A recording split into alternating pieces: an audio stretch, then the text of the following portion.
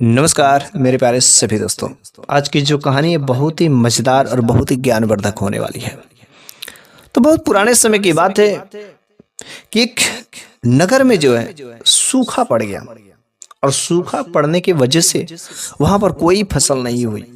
खाने के बिना लोग मरने लगे। जो जानवर थे वे भी लोग पानी के बिना तड़प तड़प करके मरने लगे। जो लोग वहां पर निवास करते थे सूखा होने की वजह से उनके घर में जो कुछ भी खाने पीने का था वे लोग खाते। और जब अंततः ऐसा समय आ गया कि उस एरिया के लोग जो एक एक करके उस जगह को छोड़ करके दूसरी जगह पर जाना शुरू कर देते हैं। लेकिन उसी गांव में एक ऐसा भी व्यक्ति था कि जो वह अपने गांव की मिट्टी से, वह अपने धरती से, अपने गांव वालों से बहुत ही प्रेम करता था। वह नहीं जाना चाहता था। वह अपनी पत्नी के साथ में रहता था। हाल ही में उसकी शादी हुई थी। उसकी पत्नी अभी जवान थी, वह भी जवान था, कोई बाल बच्चे अभी नहीं हुए थे। हालांकि वह काफी बुद्धिमान भी था। लेकिन जब भगवान की ऐसी अनहोनी घटनाएं घटती है तो सारे बड़े बड़े बुद्धिमानी भी फेल हो जाते हैं। और जब उस गांव में सूखा पड़ गया था तो एक ही करके लोग जो है छोड़ते चले गए। एक दिन इसकी पत्नी ने कहा कि सारे के सारे लोग एक एक करके अपने घर को छोड़ करके चलते जाते रहे और हम लोगों के पास भी अब कुछ खाने पीने को रह नहीं गया है। आखिर हम लोग क्या खाएंगे, कब तक यहाँ पर रहेंगे।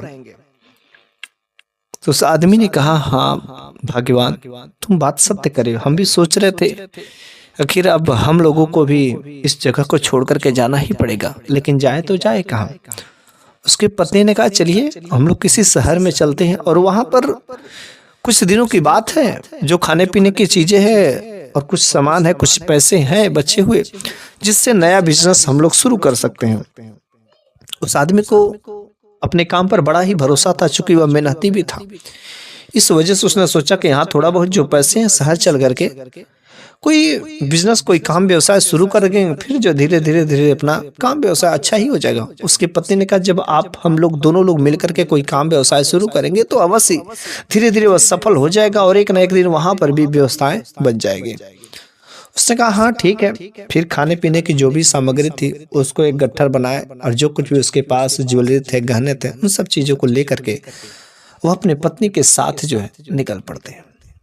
लेकिन जब शहर जाते हैं, चूंकि शहर दूर रहता है और शहर दूर होने की वजह से उन्हें काफी समय लगता है और रास्ते में ही उन दोनों पति पत्नी को चोर, डाकू, लुटेरों ने उन दोनों लोगों को लूट लिया। उनके पास जो कुछ भी चीजें थी, गहने, ज्वेलरी, पैसे, सब कुछ जो है लूट लिया। अब तो वे बेचारे बड़े दोनों पति पत्नी दुखी हुए। आखिर अब हम लोग शहर जाएंगे तो कैसे कोई काम शुरू करेंगे, क्या करेंगे। बड़े ही निराश मन से और धीरे धीरे उस शहर को पहुंच जाते हैं। लेकिन अब उन्हें कोई नया काम शुरू करने के लिए उनके पास एक फूटी कौड़ी तक नहीं था। उन्हें कुछ नहीं समझ आता, आखिर हम लोग कहाँ रात व्यतीत करेंगे, कहाँ कैसे करेंगे। और वह चलते चलते जब इस शहर में पहुंच जाते तो वहां पर एक मंदिर पर विश्राम करने के लिए पहुंचते हैं। दोनों लोग काफी दुखी थे। उनके चेहरे से पता चला था कि यहाँ दोनों वास्तव में काफी दुखी हैं। लेकिन उस मंदिर के जो पुजारी थे उसने पूछ लिया, अरे आप लोग कहाँ से आ रहे हैं। फिर उस दोनों पति पत्नी ने सारी की सारी बात कह सुनाई। उस पुजारी बाबा ने कहा, उस महात्मा ने कहा, हाँ ये तो आप लोगों के साथ में जो हुआ ना वास्तव में बहुत ही बुरा हुआ, लेकिन चूंकि रहा मैं मंदिर का पुजारी और मेरे पास तो कोई धन दौलत है नहीं, वरना मैं आप लोगों की मदद अवश्य कर देता। इतना मैं जरूर कर सकता हूँ कि यहाँ आप लोगों को अगर यहाँ पर रात बितानी हो, आप यहाँ पर बेफिक्र जो है कभी भी आ सकते हैं, जा सकते हैं, मैं इसका कोई चार्ज नहीं लूंगा। उसने कहा, ठीक है, लेकिन पुजारी जी मैं कोई नया काम व्यवसाय शुरू करना चाहता हूँ और कोई नया काम व्यवसाय शुरू करने के लिए इसके लिए पैसों की जरूरत पड़ेगी और मेरे पास एक फूटी कौड़ी नहीं है। मैं कैसे क्या करूं, कहीं पर कोई काम तो ढूंढना पड़ेगा। उसने पुजारी ने कहा कि हाँ अगर आप में हुनर है काम नया करने के तो मैं एक उपाय बता सकता हूँ। उसने कहा उपाय, जल्दी बताइए क्या बात है। उसने कहा यहाँ पर बहुत सारे ऐसे लोग हैं जो सेठ हैं, महाजन हैं, वे लोग जो ब्याज पर पैसा देते हैं और आप उनसे ब्याज पर पैसे ले लीजिए, फिर अपना काम करके जो उनका पैसा वापस लौटा दीजिएगा। उसने कहा हाँ ये तो ठीक है। फिर जो है वे दोनों पति पत्नी एक सेठ के पास पहुंचते हैं, सेठ करोड़ों वाला, और उस सेठ के पास पहुंचते हैं तो सेठ से सारी की सारी बातें बताते हैं। सेठ को बड़ा दया आता है और वह कहता है कि हाँ मैं आप लोगों का मदद कर सकता हूँ और जितने पैसे चाहिए मैं पैसे तो दे सकता हूँ, लेकिन रह गई बात मैं आपकी इन सब बातों पर भरोसा कैसे करूं, और रह गई बात अगर भरोसा मैं कर भी लूं तो आप लोग अभी इस शहर में नए हैं और ना तो आपका खेती है, ना तो जमीन है, ना तो जायदाद है, ना तो आपकी पत्नी के पास कोई गहने है जिसके वजह से मैं कुछ गिरवी रख के मैं दे सकूं। तो इसके लिए आपको कुछ ना कुछ गिरवी रखना पड़ेगा, तब मैं इसके बदले में कुछ पैसे दे सकता हूं। बेचारा बड़ा ही चिंतित होता है, आखिर मैं क्या करूं, कैसे पैसे लूं, मैं क्या गिरवी रखूं। सेठ ने कहा आपको इतना ज्यादा चिंता फिक्र करने की जरूरत नहीं, आपके पास एक चीज है जिसको आप गिरवी रख सकते हैं। उसने तुरंत उस आदमी ने चेहरे पर स्माइल देकर के अरे बताइए ना सेठ जी क्या है मेरे पास में गिरवी रखने के लिए। उसने कहा आपकी पत्नी। वो तुरंत आदमी शॉक्ड हो गया, करे अरे मैं अपने पत्नी को, लेकिन उसकी पत्नी मन ही मन सूझ जाती है कि मेरे पति के पास इसके सिवाय दूसरा कोई चारा भी नहीं है। उस आदमी को बड़ा ही अचंभित लगता है कि मैं अपनी पत्नी को किसी कैसे अनजान आदमी के पास में, अच्छा अपरिचित आदमी के पास में कैसे मैं छोड़ सकता हूँ। ये मेरे को क्या दिन, कैसा दिन देखना पड़ रहा है। लेकिन उसकी पत्नी हामी कर देती कि इसके सिवा दूसरा कोई चारा नहीं है। वो नहीं छोड़ना चाहता था और आखिरकार वो अपनी पत्नी को गिरवी रख देता है और जितना पैसे चाहिए था वह सेठ उसे दे देता है। वह व्यक्ति उस पैसे को लेकर के जाता है और चूंकि अपनी पत्नी को गिरवी रखा रहता है इसकी वजह से वो उस पैसे का एक पैसा भी बर्बाद नहीं होने देता है। उसका पाई पाई का रकम का हिसाब करता है और फिर वह जो है जानवरों की खरीद बिक्री का काम करता है, दिन रात एक कर देता है, क्योंकि उसकी पत्नी दांव पर लगी हुई थी। अपनी पत्नी को गिरवी रखे के बदले वो पैसे लिए थे। हर दिन उसे अपने पत्नी की याद सताती थी, इस वजह से उसे कभी नींद नहीं आती थी कि जल्द से मैं उस सेठ के यहाँ से पैसे चुकाऊं और फिर मैं अपने पत्नी को लेकर के आऊं। पूरा 1 साल जी जान लगन से मेहनत किया और अच्छा खासा पैसा कमाया और अब उसे लगा कि हाँ मैं सेठ के पैसे चुका देने के बावजूद भी मैं एक छोटा सा घर जो किराए पर लेकर के अच्छे से मैं रह सकता हूँ। तो वह जो सेठ के पास जाता है और सेठ से कहता है कि आपका बहुत बहुत धन्यवाद जो आपने मेरे को पैसे दिए, इसलिए आज मैं उन पैसों को सूद सहित ब्याज के साथ में मैं लौटाने के लिए आया हूं।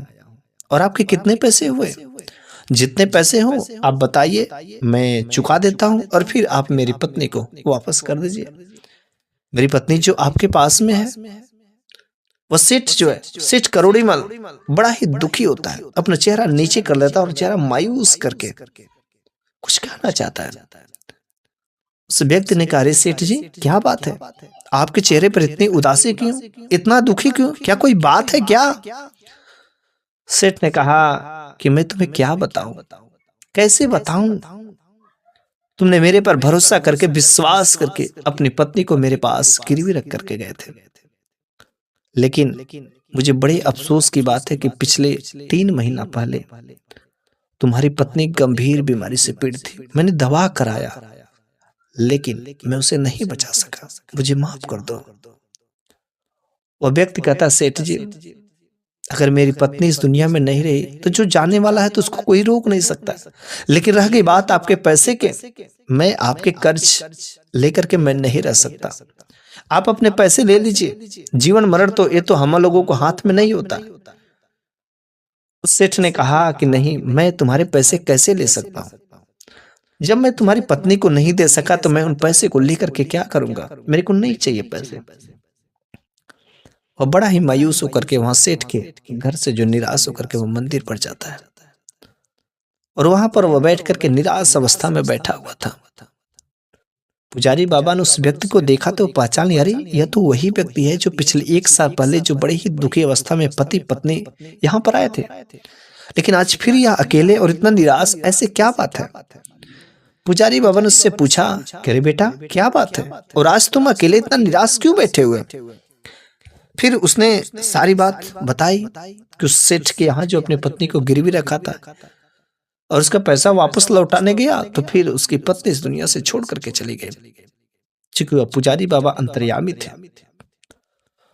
और तुरंत मन ही मन भाप लिए कि नहीं, इसके साथ में बहुत बड़ा छल हो गया, धोखा हो गया, किसकी पत्नी मरी नहीं है, इसकी पत्नी को वह या तो कहीं पर भेज दिया किसी रिश्तेदार के या कहीं किसी नौकर के यहाँ, कहीं ना कहीं उसे भेज दिया और उसकी पत्नी को वापस नहीं करना चाहता क्योंकि उसकी पत्नी नौजवान थी। वह पुजारी बाबा उससे कहते कि देखो उस सेठ की नियत में कुछ लोचा आ गया है और जिसकी वजह से वह तुम्हारी पत्नी को वापस नहीं करना चाहता है और इसके लिए तुम्हें जो है इस शहर के जो राजा है ना, उस राजा के दरबार में जाना पड़ेगा और फिर वहां पर वह राजा साहब तुम्हारी फरियादी करेंगे।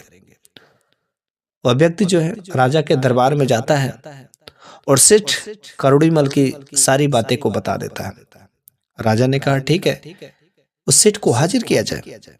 वह सेठ राजा के दरबार में हाजिर होता है और सेठ से राजा ने पूछा कि क्या ये सत्य बात है कि पिछले 1 साल पहले इस व्यक्ति ने तुम्हारे पास अपनी पत्नी को गिरवी रख के गया था? उस सेठ ने कहा हाँ महाराज, गिरवी तो रख करके गया था, लेकिन मैंने तो इससे कहा था कि इसकी पत्नी पिछले 3 महीने पहले इस दुनिया को छोड़ करके चली गई। लेकिन रह गई बात, अगर आपको भरोसा नहीं होता तो मेरे पास कुछ गवाह है।